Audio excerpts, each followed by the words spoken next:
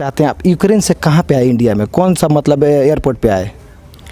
पहले तो हम लोग यूक्रेन से जो जिस सिटी में इवानो फ्रैंकिव्स से हम लोग हंगरी बॉर्डर के लिए निकले, हंगरी बॉर्डर पे आए। जब हंगरी बॉर्डर क्रॉस किया तब हंगरी का जो कैपिटल है बुदापेस्ट, वहाँ एयरपोर्ट पे, फिर वहाँ से हम लोग इस्तांबुल तुर्की में गए और फिर तुर्की से दिल्ली, फिर दिल्ली से 2 रात ऐसी थी जब हम लोग बस में थे उस वक्त, और फिर हम लोग जब बॉर्डर क्रॉस कर रहे थे उस रात में हमें भूखे रहना पड़ा। और बीच में अगर कहीं से भी खाने का जुगाड़ हो जा रहा था तो जूस वगैरह। और एक बार बॉर्डर के पास एक कॉन्ट्रैक्टर हैं जो बॉर्डर क्रॉस कराते हैं, एक टाइम का खाना उन्होंने मुझे खिलाया था। सारे जो हम लोग एक ग्रुप में बच्चे थे, तो काफ़ी ऐसा बस 3-4 दिन में बस 1 या 2 वक्त का खाना इधर से उधर से मिल गया होगा, तो वो खाए। सारे के टच में हैं, जो भी स्टूडेंट आ रहे हैं, जिस तरह से हम निकल गए उन्हें सजेस्ट कर रहे हैं कि हाँ भाई ऐसे तुम निकल सकते हो वहाँ से। सिवान ज़िले से जो हमारे यूनिवर्सिटी के जो हमारे कॉन्टेक्ट में जानने वाले थे, टोटल 5 स्टूडेंट थे, 5 या 6 स्टूडेंट हैं। सब आ चुके हैं घर पे? उसमें से मुझे पता है, लेकिन मेरी सरकार से ये मांग है कि मेरे साथी जो भी हैं, दोस्त जो भी हैं, फंसे हैं वहाँ पे बुरे कंडीशन में, जो बॉर्डर क्रॉस नहीं कर पाए हैं अभी, तो सरकार से मेरी यही मांग रहेगी कि अब BA, BCom, BSc और MA, MCom करें विश्व की सबसे बड़ी यूनिवर्सिटी इग्नू से। सॉल्ड असाइनमेंट और गाइड बुक्स प्राप्त करें। संपर्क करें Mahakal computers, DAV college gate के सामने, सिवान। नमस्कार, आप देख रहे हैं एसीओ न्यूज बिहार। आज हम सिवान जिले के बड़हड़िया विधानसभा के हरपुर गांव में हैं।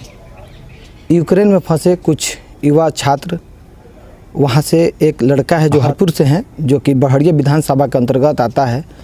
बहुत दिन से ही परेशान थे वहाँ पे, इनके परिवार वाले भी परेशान थे बहुत। उन लोगों का वीडियो भी वायरल हुआ, लोगों ने देखा।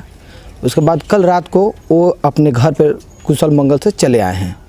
हम आज उनके घर पे आए हैं और उनसे जानेंगे आखिर कौन सा समस्या का इनको सामना करना पड़ रहा था, या अदर छात्र को, उन्हीं के बारे में हम जानेंगे। और क्या भारत सरकार के तरफ से इनको मदद मिला या नहीं मिला, ये इन्हीं की जुबानी हम पूछेंगे। आप कब आए यहाँ पे? मैं कल 12:30 बजे रात के करीब यहाँ पे पहुँचा। वहाँ पे युद्ध तो छिड़ गया है अभी, जहाँ तक खबरें चल रही है उसके मुताबिक एक युवक को गोली भी मार दिया गया जो भारतीय था। अभी वहाँ के क्या हालात है जो आप अपने आंखों से वहाँ से देख कर आ रहे हैं? हालात काफ़ी वहाँ का वर्स्ट कंडीशन है अभी, तो उसे कह सकते हैं कि जो टोटली वार वहाँ पे छिड़ चुका है। और रसिया ने जो वहाँ का कैपिटल कीव है यूक्रेन का, उसे कब्ज़े में ले लिया है। और भी सुनने में आ रहा है कि कुछ शहर है उसे भी वो अपने कब्ज़े में ले रहा है। तो एक तरह से वहाँ पे पूरी वार छिड़ चुकी है, पूरी वार कंडीशन है। हमें ऐसे देखने में फाइटर प्लेन ऊपर से जाने में दिख रही हैं, तो ऐसा कोई नहीं श्योर नहीं है कहाँ पे वो गिरा सकती हैं, कहाँ पे बम गिर सकता है। आप तो चले आए हैं, और आपका साथी कोई वहाँ पे यूक्रेन में फंसे हैं, या जो आपके ग्रुप था जो हमारे सिवान बिहार या भारत में जो आप जिस एरिया में पढ़ाई कर रहे थे, MBBS की पढ़ाई कर रहे थे, आपके साथी सारे चले आए हैं कि बस अब ओनली आप ही अकेले आए हैं यहाँ पे? नहीं, जो हमारे यूनिवर्सिटी में जितने बच्चे थे ना, जो हम लोग एक ग्रुप में रहते हैं, तो उसमें करीब 18 छात्र थे जो हम लोग एक साथ निकले थे यूक्रेन से, अपने सिटी से बॉर्डर की तरफ। तो वो 18 छात्र हमारे साथ थे, वो चले आए। लेकिन अदर यूनिवर्सिटी के बच्चे और हमारे यूनिवर्सिटी के कुछ बच्चे अभी ऐसे हैं जो अभी बॉर्डर के समीप फंसे हुए हैं। तो अभी बहुत सारे ऐसे छात्र जो फंसे हुए हैं, और कंडीशन डे बाई डे और ख़राब होते जा रही है यूक्रेन में। भारत सरकार कह रही है कि हम फुल यानी सपोर्ट कर रहे हैं कि किस तरह हमारे बच्चे हमारे घर चले आए। क्या ये सही बात है? ये सही साबित कर रही है जो बात कह रही है भारत सरकार, क्या ये सही है? जहाँ जहाँ यूनिवर्सिटी है, जहाँ जहाँ छात्र हैं हमारे देश के, वहाँ पे भारत सरकार, ये विदेश मंत्रालय का जो भी आदमी है, जो भी डिपार्टमेंट का जो लोग हैं वहाँ पहुँच रहे हैं। ऐसे भी खबरें आ रही है कि जो एम्बेसी होता है, हर देश में होता है एम्बेसी, यूक्रेन में जो एम्बेसी है वहाँ का कॉल रिसीव नहीं कर रहा है। क्या ये सही बात है? आप कभी कोशिश किए थे कॉल लगाने की, अपने हेल्प मांगने के लिए? जी, ये जो कॉल वाली बात है, दरअसल मैं ये बता देना चाहता हूँ कि हम लोग जब निकले थे अपने शहर इवानो फ्रैंकिव्स से बॉर्डर की तरफ, तो हम लोग वहाँ करीब 12:30 बजे रात के करीब पहुँचे थे वहाँ बॉर्डर पे। तो जो आप जैसे बोलें कि हर देश में ये एम्बेसी होता है, तो जो वहाँ पे इंडियन एम्बेसी है यूक्रेन के अंदर, तो उन्होंने एडवाइजरी जारी की थी कि आप ये पहुँच के यहाँ पे बॉर्डर के पास इस नंबर पे आपको कांटेक्ट करना है। तो हाँ, हम लोग रात में कांटेक्ट किए थे, तो हमारी कॉल सम टाइम डिक्लाइन कर दी गई और रिसीव नहीं किया गया। तो ये कह सकते हैं कि हाँ, रात होने की वजह से ऐसा हुआ होगा, या फिर, लेकिन बहुत ट्राई किए लोग, ट्राई करने के बाद से कॉल रिसीव हुआ। तो कॉल रिसीव होने के बाद से उन्होंने बताया कि ठीक है, मैं सुबह में आऊँगा 10 बजे करीब। तो उन्होंने सुबह में आकर फिर हम लोगों से बातचीत की, हमसे मिला वो एम्बेसी के लोग। चलिए, आप यहाँ तो चले आए हैं, आपको वहाँ रहते हुए कितना मतलब दुख का सामना करना पड़ा? क्या खाने को मिल रहा था या नहीं मिल रहा था, या भूखे सोए वहाँ पे? दो रात ऐसी थी जब हम लोग बस में थे उस वक्त, और फिर हम लोग जब बॉर्डर क्रॉस कर रहे थे उस रात में हमें भूखे रहना पड़ा। और बीच में अगर कहीं से भी खाने का जुगाड़ हो जा रहा था तो जूस वगैरह, और एक बार बॉर्डर के पास एक कॉन्ट्रैक्टर हैं जो बॉर्डर क्रॉस कराते हैं, एक टाइम का खाना उन्होंने मुझे खिलाया था। सारे जो हम लोग एक ग्रुप में बच्चे थे, तो काफ़ी ऐसा बस 3-4 दिन में बस 1 या 2 वक्त का खाना इधर से उधर से मिल गया होगा, तो वो खाए थे हम लोग। भारत सरकार 15 फरवरी को एक एडवाइजरी जारी की थी कि जो लोग यूक्रेन में पढ़ाई कर रहे हैं, जो छात्र हैं, अपने घर चले जाएं।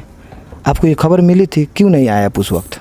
जो आप एडवाइजरी की बात कर रहे थे तो उस एडवाइजरी में ये मेंशन था ना कि आप एक सबसे पहले तो एक वो एडवाइजरी थी, एक स्टेटमेंट जो होता है वो लीगल स्टेटमेंट कह सकते हैं उसे, बट क्लियर कट ये नहीं लिखा था कि हाँ आपको सडन जाना ही है। एडवाइजरी थी, एडवाइजरी इस तरह से थी कि अगर आप यूक्रेन में हैं और आपको कोई काम नहीं है, अगर आप देश छोड़ना चाहते हैं तो आप देश छोड़ सकते हैं। बट जो बच्चे यूक्रेन में पढ़ते हैं वो उन्हें पता होगा ये चीज़ें कि यूक्रेन में पढ़ाई होती है तो उसमें अटेंडेंस जो होता है वो 100% चाहिए होता है। अगर एक दिन का आपका क्लास छूट गया तो आपको फाइनल एग्जाम में नहीं बैठने दिया जाता है। और हमारी क्लासेस उस टाइम चल रही थी ऑफलाइन, हम क्लास रेगुलर जाके कर रहे थे। तो इस कंडीशन में कैसे हम एडवाइजरी का only on the basis of advisory कैसे हम अब देश छोड़ करके चले आए? हमारी क्लासेस ऑफलाइन चल रही है तो हमारी एब्सेंट होती, हम एग्ज़ाम में फेल हो जाते हैं। इसलिए हम एडवाइजरी देख करके भी बहुत सारे बच्चे हैं जो अभी तक नहीं आ पाए, इसलिए नहीं निकले वहाँ से। यूक्रेन से कहाँ पे आए इंडिया में? कौन सा मतलब एयरपोर्ट पे आए? पहले तो हम लोग यूक्रेन से जो जिस सिटी में इवानो फ्रैंकिव्स से हम लोग हंगरी बॉर्डर के लिए निकले, हंगरी बॉर्डर पे आए। जब हंगरी बॉर्डर क्रॉस किया तब हंगरी का जो कैपिटल है बुदापेस्ट, वहाँ एयरपोर्ट पे, फिर वहाँ से हम लोग इस्तांबुल तुर्की में गए, और फिर तुर्की से दिल्ली, फिर दिल्ली से पटना। दिल्ली से पटना आए जी। सरकार बोल रही है, बिहार सरकार, कि जो भी छात्र आ रहे हैं उन लोग को पैसा ना लिया जाए या फ्लाइट वगैरह का। आपको कोई लाभ मिला इसके लेकर? बिल्कुल बिल्कुल, सरकार बिल्कुल सही बोल रही है। जब हम लोगों ने बॉर्डर क्रॉस कर लिया तो वहाँ पे जो एम्बेसी के लोग आए वो हमें खाना खिलाएं, उसके बाद से हमारी फ़्लाइट बुक हुई। फ़्लाइट की कोई फेयर नहीं लगी, हमें पूरे सरकार दी। यहाँ तक कि सरकार जब हम लोग दिल्ली एयरपोर्ट पे आए तो फिर पटना के लिए भी टिकट कराई। फिर पटना से जब पटना एयरपोर्ट पे आए तो सरकार डोर टू डोर बच्चों को छोड़ने के लिए अपना गाड़ी लगा के खड़ी थी। बच्चों को डोर टू डोर सरकार छोड़ी है। जो बच्चे छात्रों में फंसे हुए हैं, स्टूडेंट फंसे हुए हैं, तो सरकार से क्या कहना चाहेंगे? और जो मुश्किल चल रहा है, अभी कुछ लड़की लोग का वीडियो चल रहा है, वीडियो आ रहा है, लगातार वायरल हो रहा है कि मैं खाना नहीं खाई हूँ, अब हमारा जान खतरे में है, सरकार हमें बचा ले। ये लोग किस एरिया में फंसे हैं, कैसे से वीडियो वायरल कर रहे हैं? वो जो वीडियो चल रहा है जिसमें लड़के रो रहे हैं, या फिर मैंने तो वो वीडियो तो मैंने अभी तक नहीं देखा है। बट जो अभी मेरी फ़िलहाल बात हुई है, मेरे अभी दोस्त हैं जो अभी वहीं पे फंसे हुए हैं, तो वो जो मेरी बात हुई उनसे, तो वो लोग अभी एक सोनू करके बेगूसराय से, उससे मेरी बात हुई थी तो उसने बताया ये चीज़ कि हाँ भाई अभी थोड़ी सी खाने की प्रॉब्लम हो रही है, खाना नहीं मिल रहा। जो जूस हम लोग लेके आए थे, जो जूस हमारे पास थी, वही जूस पी के अभी तक हैं लोग, तो कुछ खाने का जुगाड़। तो मैंने अब जितने भी हमारी रिसोर्सेज थी, जितने भी हमारे कॉन्टैक्ट थे, दोस्तों से हम लोग बात कर रहे हैं। अभी सरकार जो कर रही है कि बहुत अच्छा काम कर रही है, लेकिन उसके बावजूद जो हम लोग दोस्त पहुँच गए हैं, कंटिन्यू सारे के टच में हैं। जो भी स्टूडेंट आ रहे हैं, जिस तरह से हम निकल गए, उन्हें सजेस्ट कर रहे हैं कि हाँ भाई ऐसे तुम निकल सकते हो वहाँ से। सिवान ज़िले से जो हमारे यूनिवर्सिटी के जो हमारे कांटेक्ट में जानने वाले थे, टोटल 5 स्टूडेंट थे, 5 या 6 स्टूडेंट हैं। सब आ चुके हैं घर पे? उसमें से मुझे पता है, सबका नहीं पता है, लेकिन उसमें से 3 का मुझे पता है कि उसमें से आ चुके हैं। आपका पढ़ाई और कितना साल का बचा हुआ है? मेरा पढ़ाई, और मैं 3rd ईयर में था, 3rd ईयर कंप्लीट हुआ था, तो मेरा पढ़ाई और 2.5 साल का बचा हुआ था। यानी वो अधूरा है आपकी पढ़ाई? जी। कौन सा पढ़ाई में? मैं वहाँ पे MBBS कर रहा हूँ, मेडिकल की पढ़ाई।